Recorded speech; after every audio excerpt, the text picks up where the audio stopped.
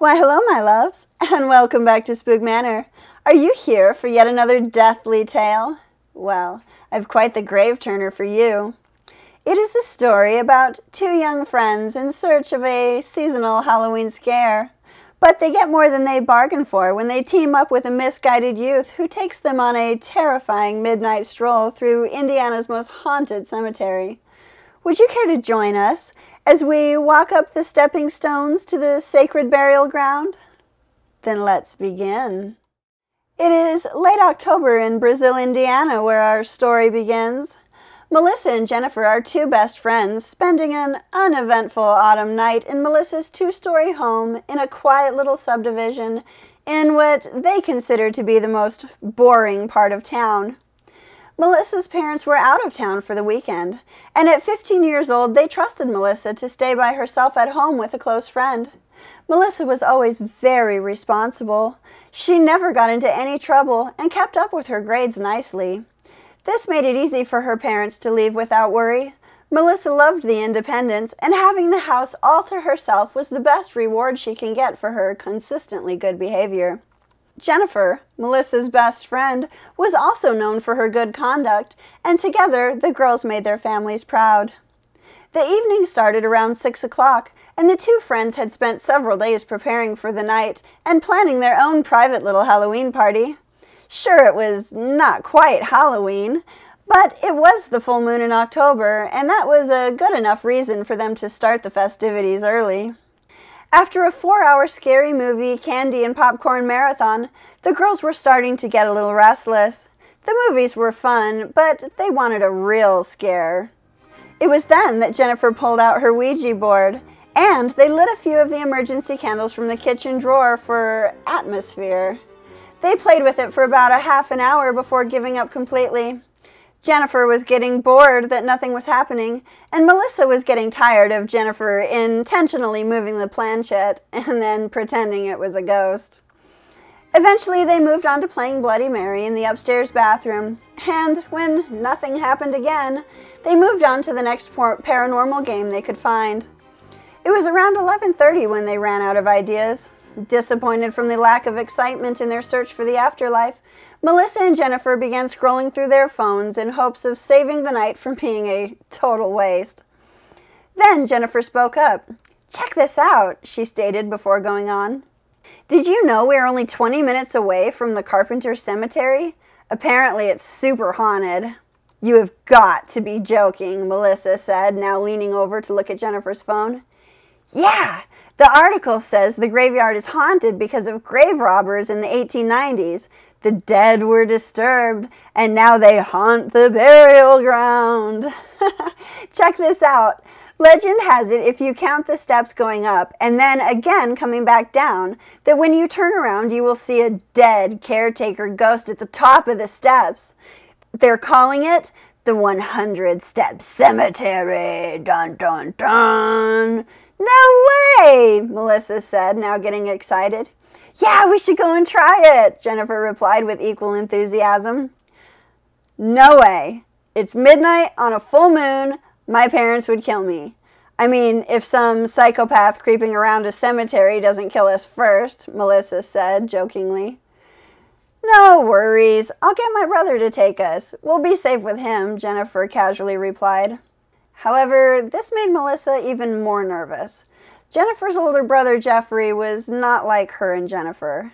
At 17, he had already been arrested twice on drug and theft charges and had spent a year in juvenile corrections facility.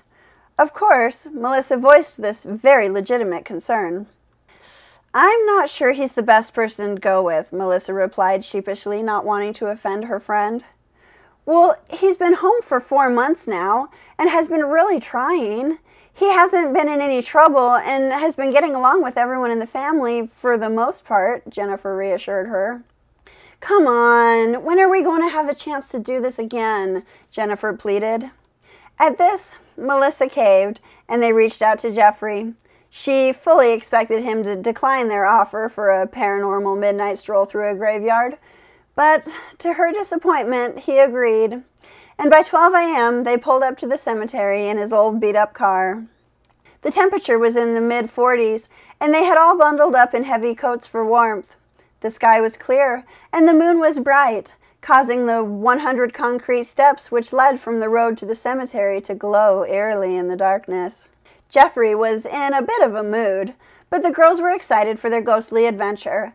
Melissa started up the steps first, with Jeffrey behind her to the right, and Jennifer decided to walk beside Melissa on the grass to the left instead of taking the stairs. As Melissa was focusing hard on counting, she suddenly heard Jennifer cry out and looked over to see her laying on the ground rubbing her elbow. "Jeffrey, why did you do that?" Jennifer yelled at him. "What are you talking about?" he responded shortly and looking perplexed while lighting a cigarette. "Why did you hit me so hard on the back?" she replied, now trying to rub it. "That really hurt," she added, looking disgruntled. "You are so dumb. Did you really think we would fall for that?" he asked, looking annoyed. "Fall for what?" Jennifer asked, while getting back up and onto her feet with Melissa's help. "Trying to make us think a ghost hit you? Come on, we're not children," Jeffrey responded with agitation in his voice. "Right, so it was a ghost then, and you didn't hit me," Jennifer glared at him with sarcasm in her voice. "Come on," Melissa said, comforting her best friend, and they continued up the steps while still counting. 100. "Okay, so there are 100 steps. So where's the caretaker ghost?" Melissa asked, looking around. "You have to count out loud, stupid," Jeffrey bullied. "Okay, let's do it," Jennifer said, hooking arms with Melissa.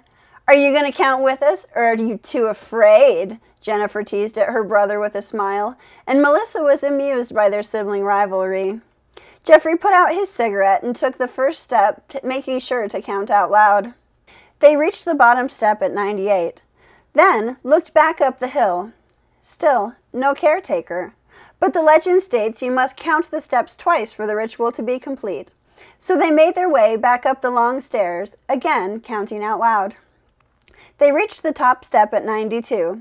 Standing in the silence, they all held their breath for a second and looked into the darkness of the graveyard.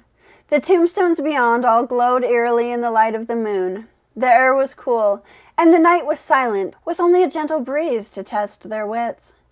But when Melissa noticed a dark form standing nearby, it was more of a shadow than an actual person, and was semi-transparent to her eyes. At first she couldn't tell if it was real, but when the shadow man began to wave his arms, as though trying to get their attention, Melissa panicked. She had never been in trouble before, and tonight was not going to be that night. "Oh my God, look!" she shouted, grabbing Jennifer by the arm. Jennifer began to scream and turned to run. However, Jeffrey just stood staring. His face was ghostly white, mouth gaping open, and he was frozen in place. Partly down the steps now, Jennifer turned back to her brother. Melissa, already halfway down the steps, stopped when Jennifer called out to him. When he didn't respond, Jennifer ran back to her brother and began pulling at his arm. "Jeffrey, Jeffrey, come on!" she demanded, finally breaking his shock-stricken stare. They bolted down the steps at top speed. Despite Melissa being far ahead of her, Jennifer was the first to make it to the car, and repeatedly called out to her companions to hurry up. Once they got into the vehicle, they took off like a rocket, and once safely out of sight and back on the main road, Melissa and Jennifer began to laugh hysterically. "That was so exciting!" Melissa bounced energetically in the back seat and looked back through the window to make sure they weren't being followed. "Okay, so maybe we didn't see a ghost, but that security guard was freaky. Don't you think so, Jeffrey?" Jennifer asked with a laugh. But Jeffrey wasn't laughing. His face was still pale, and his hands gripped the steering wheel with white knuckles. "What's wrong with you?" Jennifer asked, realizing the traumatized state her brother was in. "Never mind," he whispered before flat out hollering, "Don't you ever mention this to me or anyone ever again!" The girls were shocked at his reaction and decided to remain silent until they reached Melissa's house. Quietly, they got out and thanked Jeffrey for taking them. He didn't reply and drove off as though they didn't even exist. Melissa clearly showed concern for Jeffrey once they got into the house. Jennifer reminded her that Jeffrey was on probation and rightfully assumed that he was likely worried about getting arrested again. It was around 1:30 a.m. and the girls decided the best thing they could do would be to go to sleep. Changing in the bedroom, Melissa noticed something on Jennifer's back. Man, Jeffrey must have really hit you hard. Look, there is a handprint on your back, and it's still red. I can't figure out how he did that. He was behind me, and I just don't understand how he was able to reach you from where he was," she added, tending to Jennifer's injury. Promptly they went to bed, and the rest of the night was uneventful. About a week had passed, and Jeffrey seemed to be keeping his distance, as though he was trying to shut out the world. Jennifer was growing more and more concerned that Jeffrey was slipping away, and did all she could to warm up to him as a showing of support. Finally, she got enough courage to ask him about the night at the cemetery. To her surprise, he opened up completely. "I didn't see what you guys saw," he said hesitantly with a pause before continuing. At first I did. At first I saw the caretaker, but it happened so fast. He changed. He reached out his hands and showed me something. He showed me.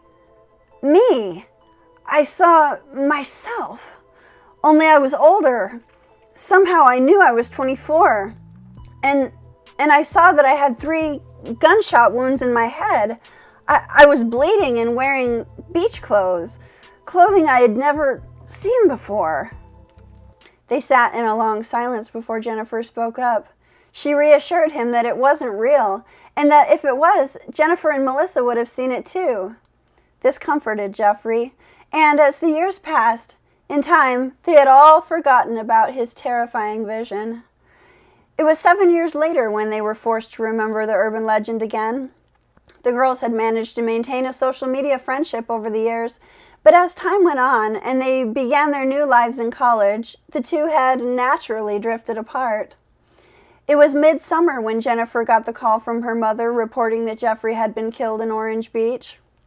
Apparently, it was a drug deal gone bad, and the entire family was devastated, though not surprised.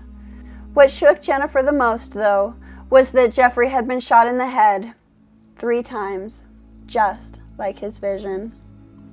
Jennifer reached out to Melissa for the first time in what seemed like forever. In less than an hour, they began FaceTiming, and the conversation took off like they'd never been apart. Jennifer had told Melissa about Jeffrey's premonition in the cemetery after Jeffrey had told her about it years ago. She wanted to confirm with Melissa that her memory was accurate. Once confirmed, Melissa spoke up again in great sadness. "Jennifer, I didn't want to tell you this back then because I didn't want to believe it at the time. But the legend states that if you see the caretaker, sometimes he will show you your death, and when it will happen. It is said that with the vision, you can choose to change your future and the way that you die." The girls both sat in silence for a moment, and together they began to mourn Jeffrey, the tragic life he chose, and the long, happy life that he could have had. This reconnection brought the 2 girls, now women, back together, and they remained close friends into their old age. They now share a bond in their experience from so long ago, one that no one else would understand, and one they would never retell to a living soul. So tell me, my loves, have you been to the 100 Step Cemetery in Brazil, Indiana? Do you plan a visit? And if so, what will you do if you see the caretaker and he shows you your death? Please comment down below and like and subscribe for more fictional stories that are often of actual urban legends and sometimes have historical reference. See you next week and have a good night.